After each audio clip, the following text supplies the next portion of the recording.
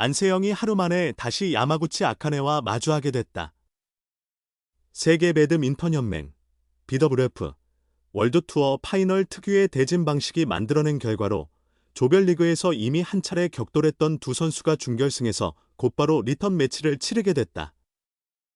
여자 단식 세계 랭킹 1위 안세영은 20일 중국 항저우 올림픽 스포츠센터 체육관에서 열리는 2025 BWF 월드투어 파이널 여자 단식 준결승에서 일본의 야마구치 아카네와 다시 맞붙는다. 전날 조별리그 최종전이 끝난 뒤 불과 몇 시간 만에 대진이 확정됐고 상대 역시 다시 야마구치로 결정됐다. 체력과 심리, 전략 모든 면에서 부담이 큰 일정이 됐다. 안세영과 야마구치는 이미 19일 A조 최종 3차전에서 치열한 승부를 펼쳤다. 두 선수는 경기 전까지 나란히 2승을 거두며 준결승 진출을 확정한 상태였지만 조 1위 자리를 놓고 한치의 양보도 없는 경기를 벌였다. 결과는 안세영의 역전승이었다. 1게임에서 14대 21로 패하며 불안한 출발을 보였으나 2게임에서는 경기 흐름이 완전히 바뀌었다. 코트 방향이 바뀌면서 에어컨 바람의 영향을 덜 받은 안세영은 특유의 안정적인 수비와 빠른 전환 공격으로 야마구치를 압도했고 21대 5라는 큰 점수 차로 게임을 가져왔다. 이어진 3게임에서도 흔들림 없이 흐름을 이어가며 21대 14로 마무리의 승리를 확정했다. 이 승리로 안세영은 A조 1위를 차지했다. 일반적인 국제대회라면 조 1위는 다른 조 2위와 준결승에서 맞붙는 구조다. 그러나 월드투어 파이널은 다르다. 조별리그를 통과한 뒤 준결승 대진은 추첨으로 결정된다. A조 1위 역시 A조 2위와 다시 만날 수도 있고 B조 2위와 처음 맞붙을 수도 있다. 이 독특한 방식은 흥미를 더하는 요소이지만 선수 입장에서는 부담이 커질 수밖에 없다. 추첨 결과는 안세영에게 결코 유리하지 않았다. 안세영은 다시 야마구치와 만나는 대진을 받아들게 됐다. 전날 밤 늦게 조별리그를 마친 뒤 채 하루도 쉬지 못하고 같은 상대와 다시 싸워야 하는 상황이다. 이미 한 차례 승리를 거뒀지만 연속 경기에서 같은 상대를 다시 꺾는 것은 결코 쉽지 않다.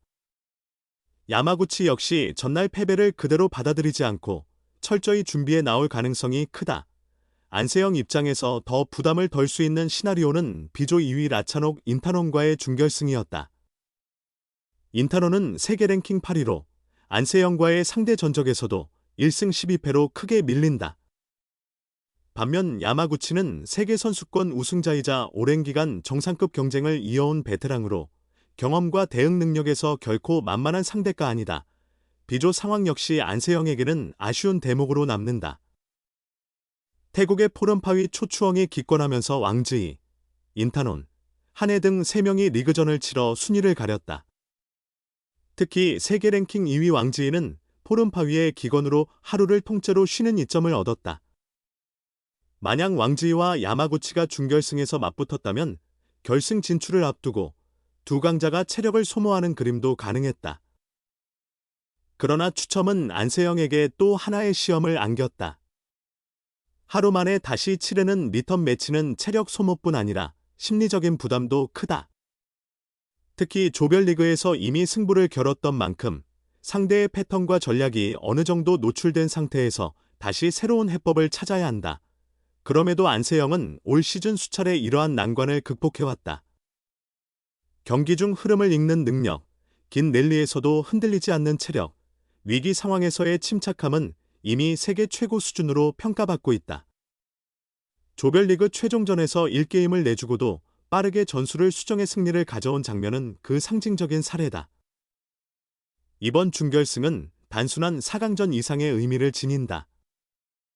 안세영에게는 시즌 최다 우승 기록과 월드투어 파이널 정상 도전을 이어가기 위한 관문이며 야마구치에게는 조별리그 패배를 서력할 기회다.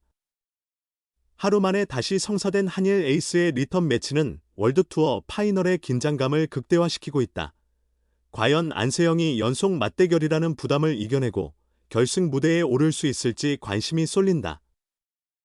이번 경기는 안세영의 체력, 전략, 그리고 진정한 세계 1위의 저력을 다시 한번 가늠하는 시험대가 될 전망이다.